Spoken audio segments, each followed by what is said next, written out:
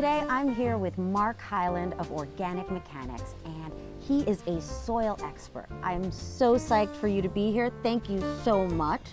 Today we're going to learn about soil, and he spent the better part of a decade researching and developing a unique potting soil. He's going to introduce us to it. Yeah. Well, you know, the secret to this good soil is its compost worm casting ratio, as well as it's got coconut fiber in there. It's got pine bark in there for a little chunkiness to get that drainage going. The coconut fiber and the compost really help to retain moisture. The worm castings and the compost themselves add a very unique biology to the mix. That biology helps set up a nutrient cycling effect. It helps protect plants, keep their roots healthier, keep them growing stronger. You know, overall, you're just going to have bigger, healthier plants because of that diversity of microorganisms and the perfect ratios in this potting soil. Compost and the worm casting biology, once they get in there and set up shop, they start producing these polysaccharides. It's a sticky coating binding to the different particles, pulling them together and creating these macropores that can hold water. So it'll hold water through the macropores as well as the tiny little micropores that are created as more and more of that biology kind of sets up. All right, so let's check out this soil. All right, I can see these are the little coconut fibers in there. You got it, yep. And then the white things are the perlite? That's the perlite. Okay. And then I think I can see, like, those are the little sort of pine bark? Pine bark nuggets, yeah. Okay. Any kind of little woody specks that you would see, those are the pine bark, yep. And then just the dark stuff, that's basically your compost and your worm castings.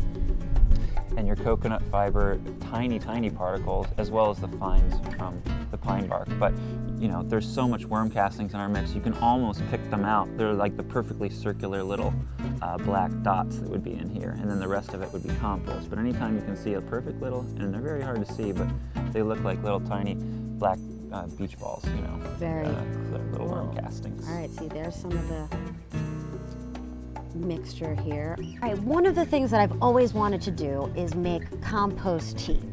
And compost tea isn't the type of tea that you would drink. No. We're going to make some compost tea, and that's going to feed our plants. So we're going to use your soil to make that compost tea. And just tell me a little bit about what's so great about compost tea. Well, you know, we're going to use our soil. You definitely, if you have really high quality compost or worm castings, you can use those items.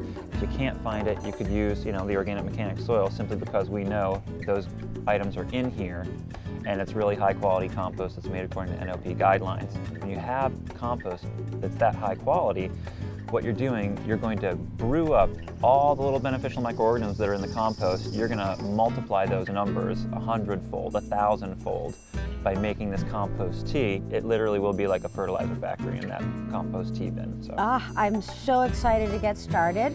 We've got some burlap here, and we're just going to dump a bunch of soil into the middle. There we go.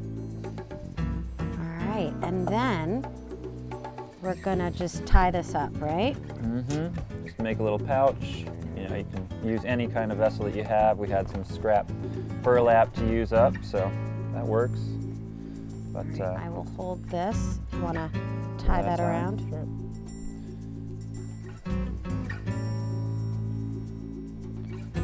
Just tie that up, and this is just to essentially keep the compost from plugging up your delivery system later on. Let's say you wanted to put this through drip irrigation, something like that. You definitely would want to keep all the compost in a pouch, and you can use any type of pouch really, as long as it's not bleached or dyed. So, you know, this is a nice natural burlap, but it also keeps it out of the pump. All right, so we've got our compost in our pouch here, and let's get started making some compost tea. Yeah. All right, so we can plop this in, right? That's it. We've got our compost in there. Just soak that in, so, you know, that'll bubble away, and, you know, if a little bit of compost gets out, it's not a big deal. You don't have to worry about it. But yeah, we got our compost in. Cool. We got our aquarium pump right here with air stone. And, you know, we got 4 gallons of water in the bucket. Now we're just going to add that air stone in, and that's pretty much it. Oh, hey, Poppy. You wanted to make some compost tea too, Yeah. didn't you? Back tea. go, Stinky Beast. It's been 24 hours since I've been brewing my compost tea, and now it's time to feed all of my container plants. I've brought a bunch of plants inside because it's almost winter, and a bunch of my herbs can totally survive and last indoors and continue to give me those amazing flavors in my cuisine. Now, my compost tea has been brewing, oh, kitty, no.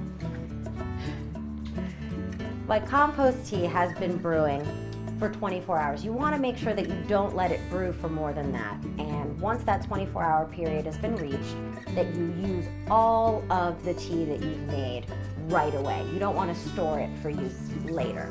But I'm going to continue watering these plants with the compost tea. I hope that you're going to try your own compost tea at home. I'm Patti Moreno, the Garden Girl. Thanks for watching.